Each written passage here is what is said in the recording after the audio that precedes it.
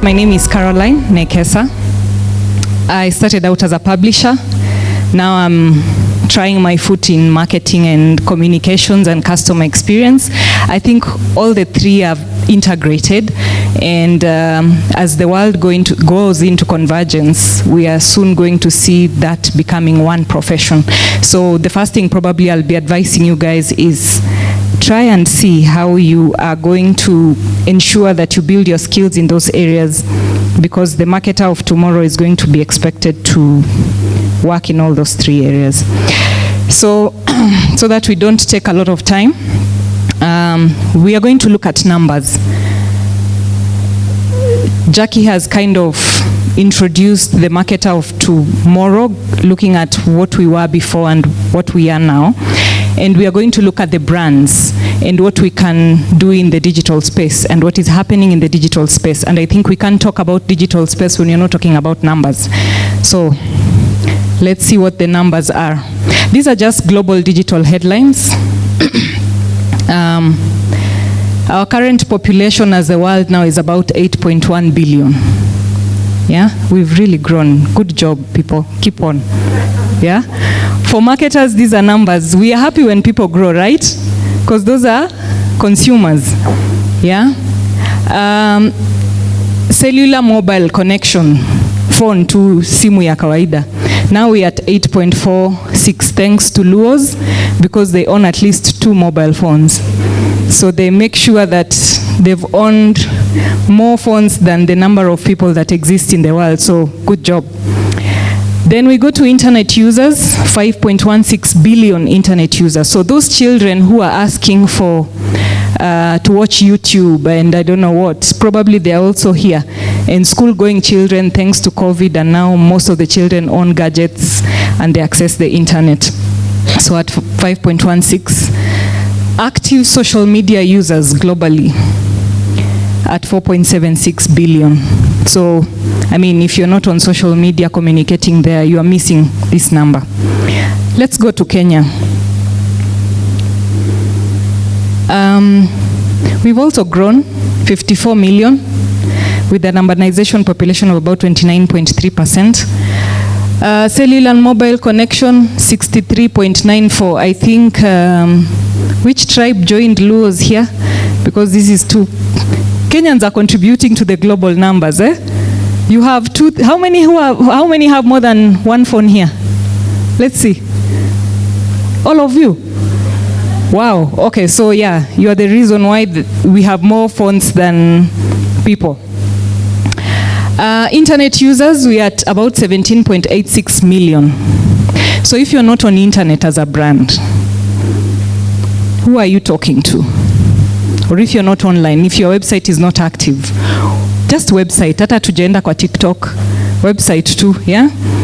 And then active social media users, 10.55 million, 10 million, 19.3% of your population are active. They're just not on internet, they're actually active social media users. Now, this is the growth over time.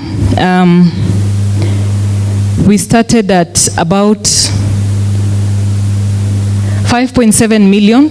This is 10 years. This is not where we started, but this is looking at 10 years. So January 2013, about 5.7, we've grown to 17.9.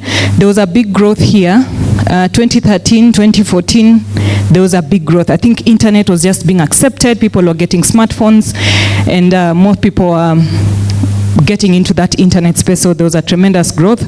After that, it kind of balanced a bit. We were not sure whether this internet thing is true, is it working? 2014, 2015, slow growth. Then it picked again, 2016, 2017, let's see, 2020, 2021, I don't know why that growth is not so big yet. That was the COVID period. And then here we are at 17.9 million. That has been our growth. So we have different perspectives from published by different sources. You can see ITU is looking at 15.71% of internet users. CIA World Factbook is looking at 16.13 million users. Our Communication Authority is saying 48.37. So I don't know what they know that the rest don't know. But can we say we trust CA? Si hawa ndio tunawajua. Yeah? So they are saying 88.7% of the population. I don't know how that is true. So what are Kenyans browsing? All of you. People are looking at me strangely. No, we are not going to publish those things you search. Let's keep it professional, yeah? First of all, let's look at how they're accessing the information online. 13.6% are using voice, your Siri, your Alexa, Google Assistant. 71.8% they visit social networks to look for information about brands and products. The bigger percentage of people are actually looking for information about brands and products. 24.5% use image recognition tools, your Pinterest, your Google Images, and all those. And then 21.6% they're using Google Translate to translate languages. These are maybe people who want to learn new languages. Now, watching online video content. Jackie just mentioned about video. And are you on video as a brand? Let's see. Any kind of video, memes, TikTok, short videos, maandamano, all of them are here at 93.6%. Any kind of video, people who are using video or watching video, who are consuming video. Now, those ones who are always on YouTube because you're streaming, maybe a mix by Grauchi, or who's the latest? You know me, I'm old school. Maybe Grauchi is Uko. Yeah? 66.2%, sorry. Comedy, meme, viral video, I think I'm among these people. 55%. We are looking for things to amuse us online because, I mean, this world currently the way it is not amusing. So we go online to get our entertainment. Tutorial, how-to videos, 32%. I mean, how is your brand plugging on that?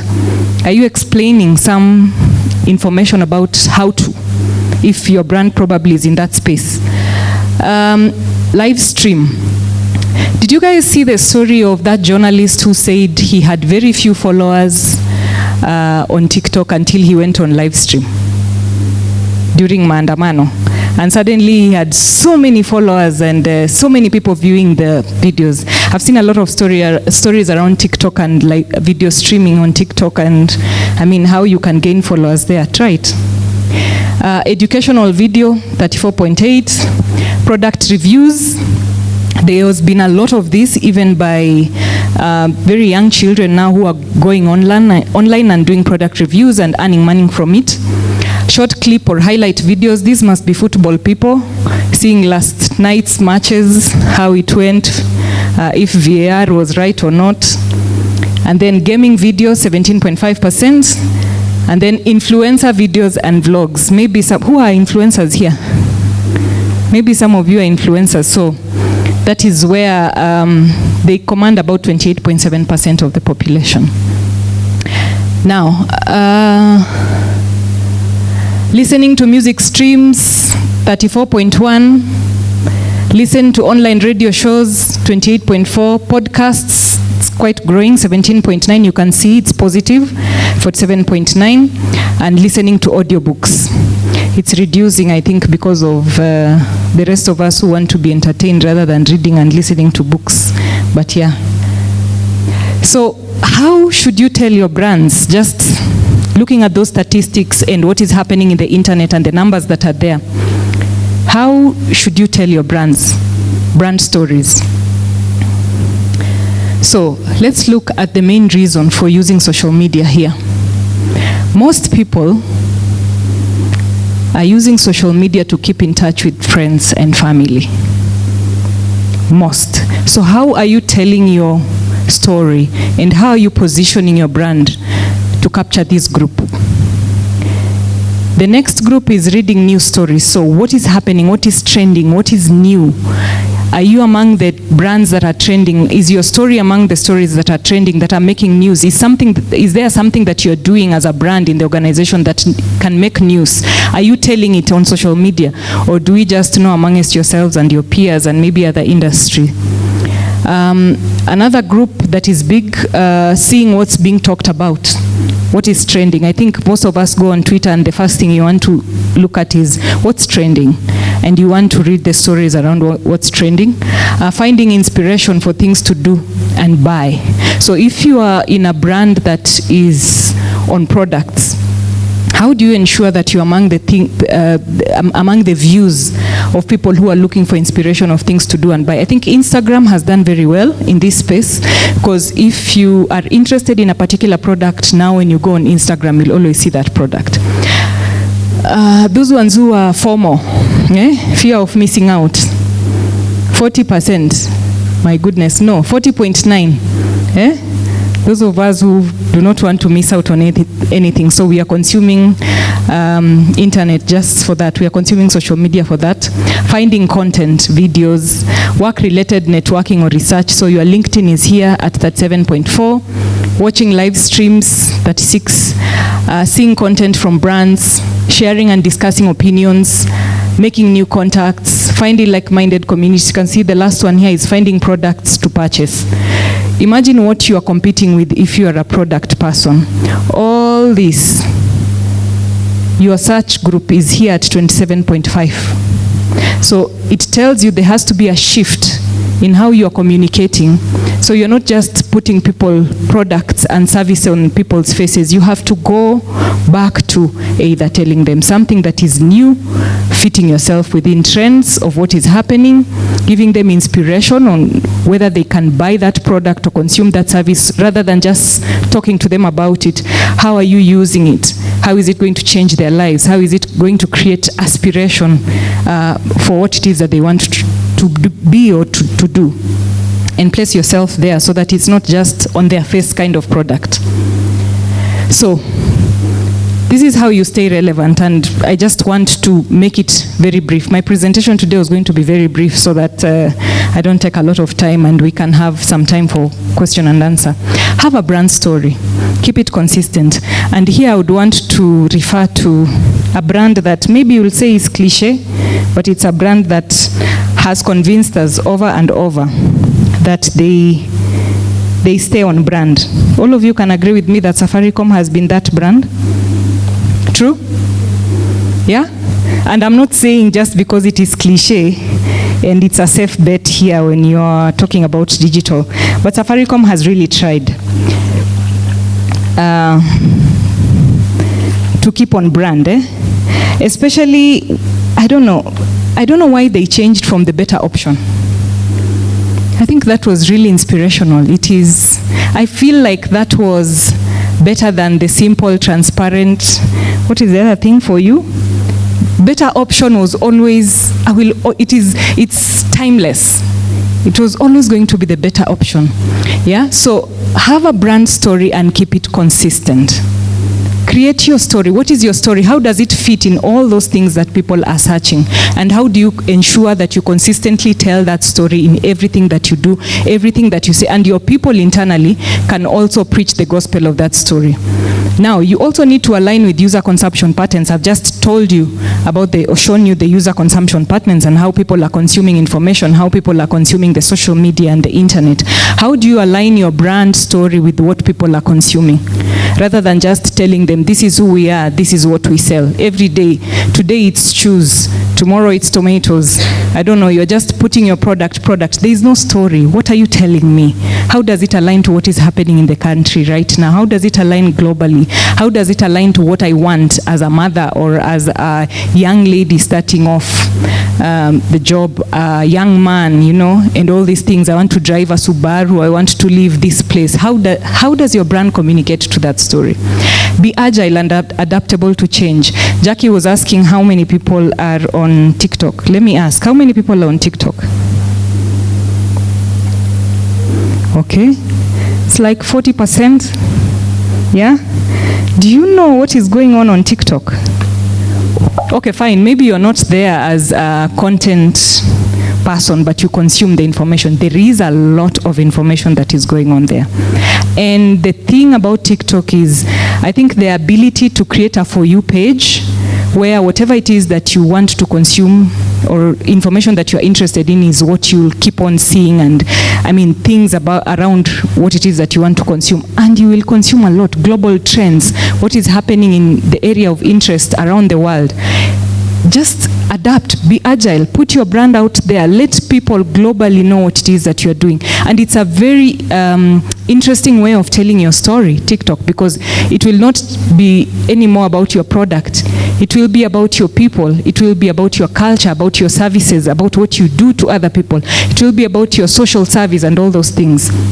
Above all, be innovative regularly. These are just examples of brands we know that I think, in my opinion, have really tried in terms of keeping consistent with the brand and staying relevant in the digital space. Safaricom, I think I've told you about it. Naivas, which saves you money, I think it has really tried, and that's a really beautiful brand story that has gone over time, and you will always remember, if I want to save money, let me go to Naivas. And they keep on showing you how you can save money, offers, things that you can do. EABL, Chrome, and how they positioned Chrome. Yeah. KQ, I think, is an unappreciated brand that has done really well in the e-commerce. It's among the very first brands that took e-commerce seriously.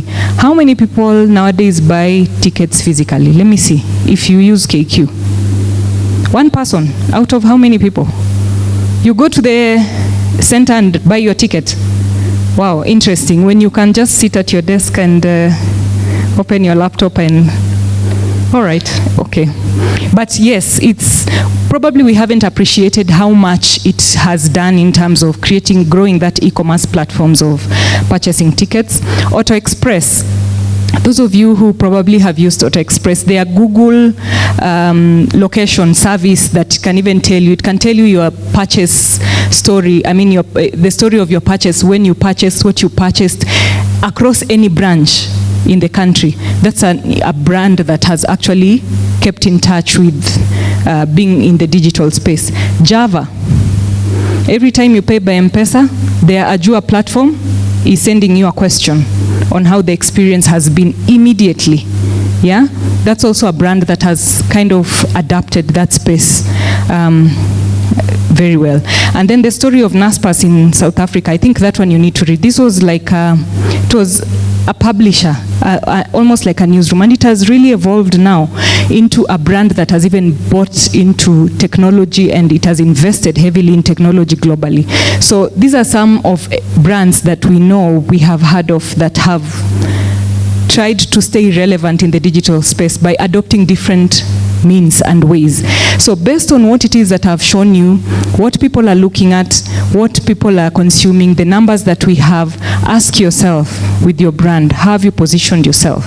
And how are you taking advantage of those numbers? And how are you taking advantage of the trends that are happening? And how are you staying relevant? So these are just action points for you as a marketer. Simple. Stay informed. What is happening? Know your numbers. Know how people are consuming. What is happening globally? Embrace change. Don't fear TikTok. Don't fear being on Instagram just because you do not have a product to place there. You can still go there, place your reels, place stories, build your digital skills. Just don't say, oh, because I know how to use Facebook and Twitter and Instagram, I think when I go in, we can put the brand. No, build your skills. How do you place the brand in those spaces? And how do you ensure that you grow your numbers and they translate into something? You know, marketers will always be asked for return on investment. So we have spent this much. How much is it bringing into the company? So build your skills in that area. But most important, focus on customer needs based on how customers are consuming online space. How are you responding to those needs as a brand? So in conclusion, just follow those 4 simple steps and we can all stay relevant in the ever-evolving digital.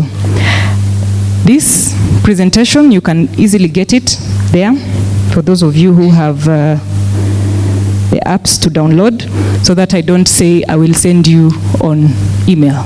Thank you very much. Have a nice evening.